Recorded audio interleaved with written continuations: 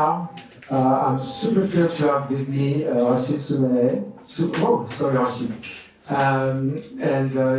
If there's only one guy or one person that you should talk to about ocean, is right there.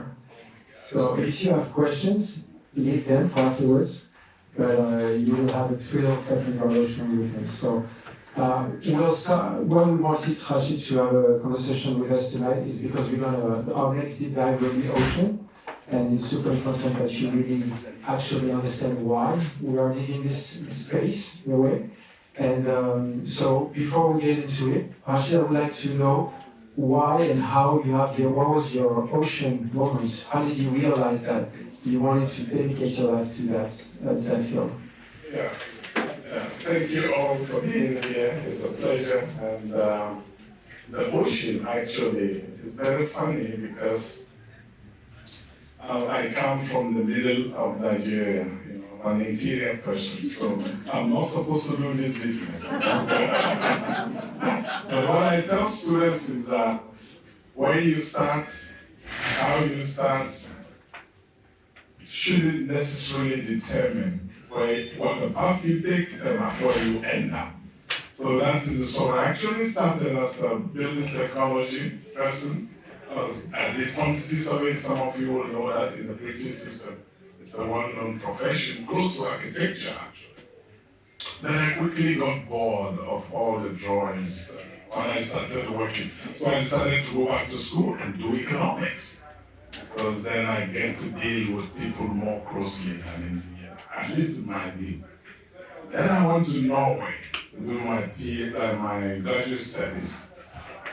And in Norway, one of the things you cannot avoid is the ocean and its fish. So that's how I ended up seeing the ocean and how important it is.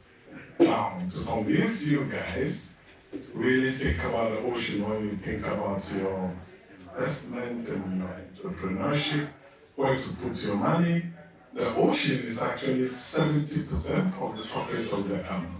70%. So that's one number to remember. The ocean also absorbs a lot of the carbon we emit, 30% by some estimate. Right? The ocean is the space where most of life lives. 95% of the living space for living things is actually the ocean, not the land. Because we live on the land, we think the land is everything. No, it's only 30%. And if you look at it, we live here, a few birds fly, and that's it. But in the ocean, you can go 1,000 meters and there's still life. So the ocean is really important. Okay, next one. If you think about our relationship with the ocean, we the people, we do two things. And I think there's opportunity here for investors and entrepreneurs. We have the ocean.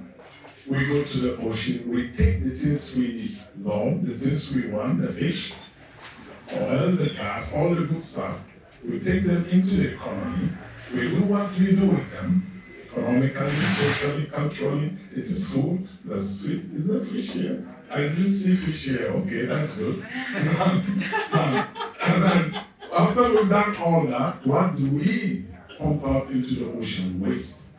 All the plastic, the CO2, marine debris, oil spill, So for us to sustain this amazing resource, we need to know how to take what we need in a way that does not destroy the ocean, and we need to minimize what we pump out to it so that we don't kill this amazing resource. We can end up with a dead ocean if we don't take care. The fish are dropping. I was talking with Philip. It tells me that the rivers in France, many of them don't generate 1% of the fish or the salmon they used to generate. This is serious business, right? So that is what motivates me and gets me going into ocean. And just one quick question about, and that will be the last pessimistic question, but you mentioned dead ocean. What does it mean for us as a human race living on a planet with a dead ocean? Oh yeah, without the ocean, there's no life. Half of the oxygen we breathe is generated by the ocean and is by life in the ocean. The algae, the fish, the seal, they actually take a lot of carbon and sequester it. So just based on oxygen alone, I gave a talk and I titled the talk, The Ocean is Our Life. Just based on oxygen. Because just think about it. Without the ocean, half of the oxygen on Earth is gone. And we will all have only half of the oxygen we need. What is half a person? Huh? Have you ever seen half a person walking on the street?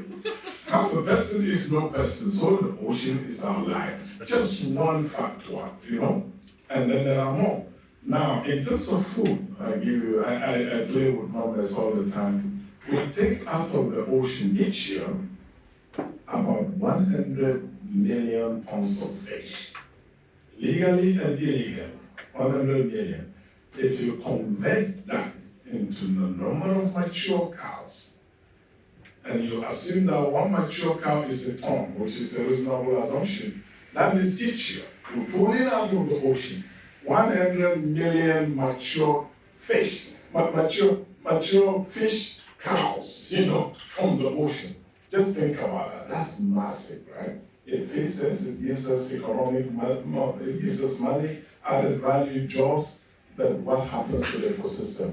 And I think this is where people like 2050 and all of us here can contribute by investing in ways to protect the ocean and still make money, like Ed was saying, and I think that is possible.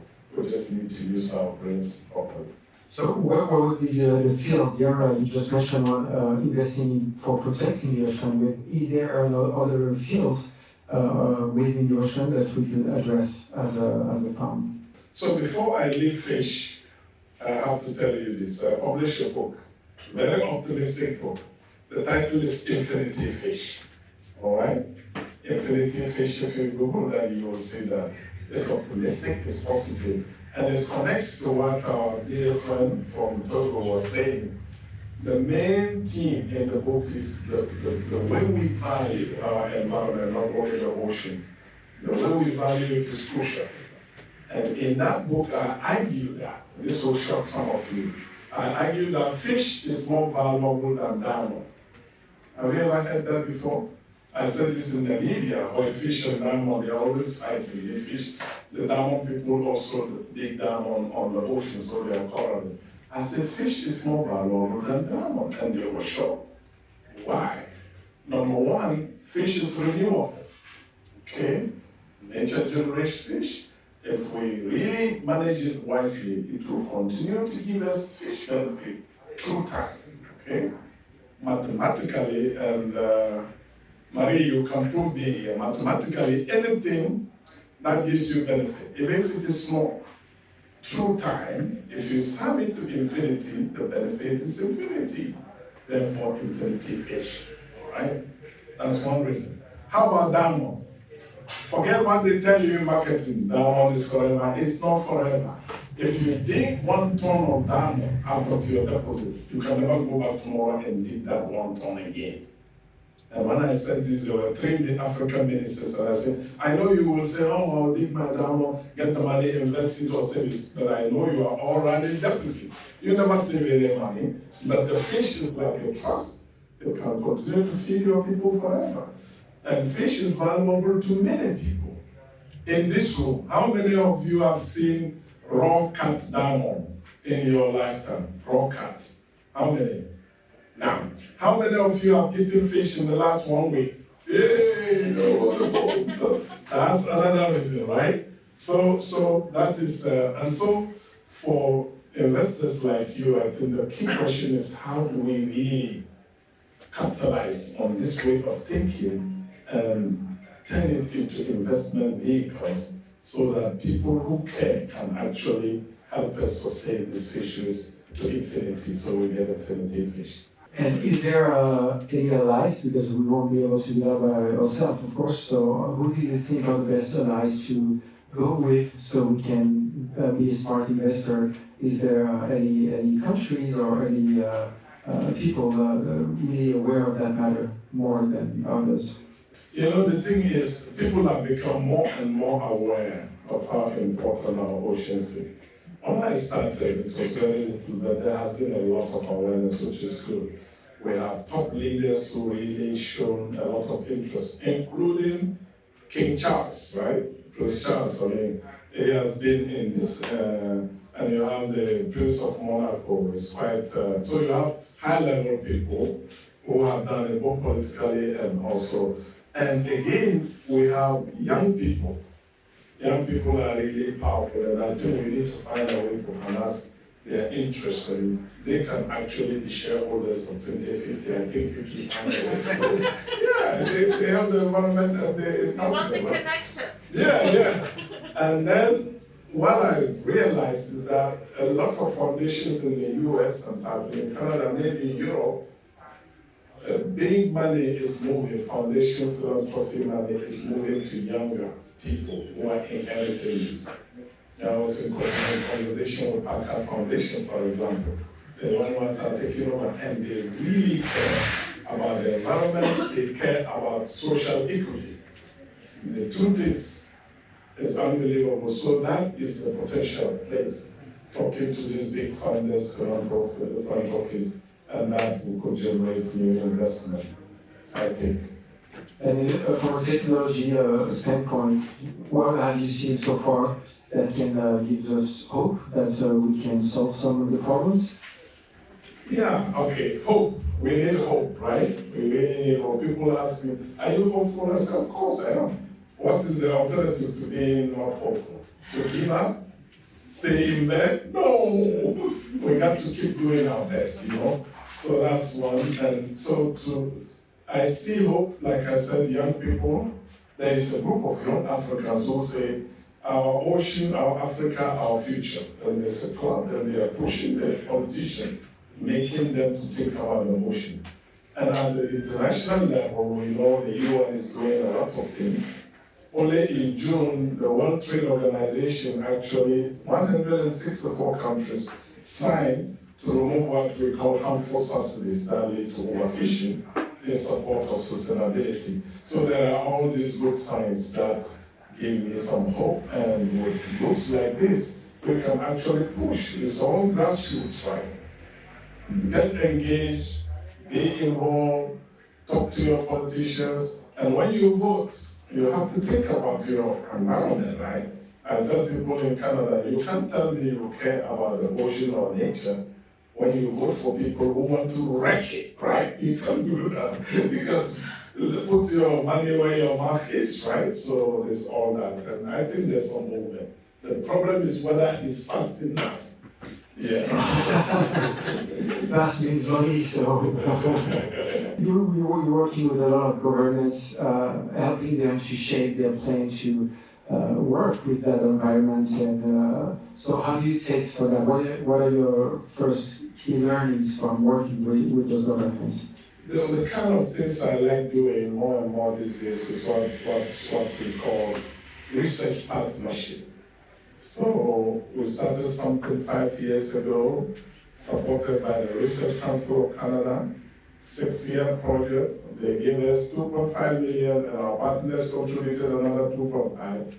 We put together 6 Canadian universities. We had the government bodies, we have private sector, the Vancouver Ports Authority, indigenous people. It's really broad-based. We even had a movie-making professor who doesn't only make a movie of our results, but the process of research. So research partnership is the way to go. Interdisciplinarity is important, right? Because you need everybody. You need lawyers, you need natural sciences, economists, green chemistry, right? To reduce the pollution, all these things have to. So research partnerships. So we have Ocean Canada, and this is expanding. I was in Malaysia in May or June. We started Ocean Malaysia. We have Ocean Nigeria. And I'm talking now to start Ocean Indonesia. So this is spreading all with the hope to bring more hope and more resource in protecting our amazing ocean.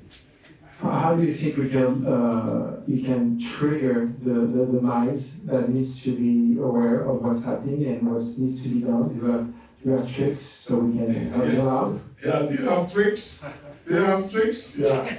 Yeah. There are tips actually, and I think one of the ways that many scientists these days, researchers, don't just are not happy just to publish their paper in the journal and go to sleep. We actually try to mobilize the knowledge. You know, what I'm doing now is part of that, right? You come out, meet people, talk about what you find, show them your results, and they take it or leave it, but at least do knowledge mobilization, talk to the media, get on social media, however way you can reach people, and you should. And it's a cross section of people, right? Because you never know when the impact will come. We did Daniel Pauli led a group and we did fish base, which is a store of fish information. You can go there and see it, it's amazing. And USA Today actually named it as one of the coolest websites. And we did it for scientists, but you know today, the people who look at it most, they're school children, high school children. Because we have beautiful pictures and they go and learn. And they teach their parents, right? So there's so many ways you can really reach people and we have to find ways to do that. We will work on that for sure. And one last question before we wrap this up. You're an economical teacher and so you have that knowledge. Can you give us a perspective on what does it represent today, the ocean economy, and what are the projections? So we go with that on small things. Yeah, the ocean economy is actually big.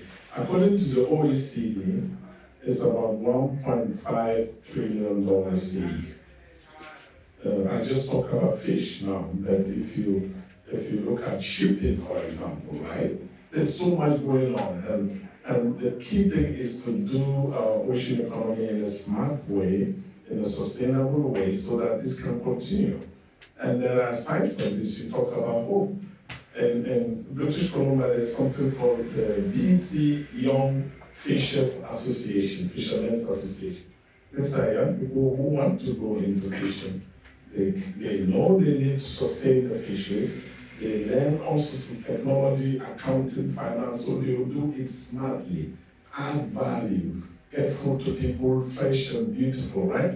And all those kind of things we need to really bring them forward so that we can achieve infinity fish. Infinity fish, I love that. Thank you so much, Rashid, for being here.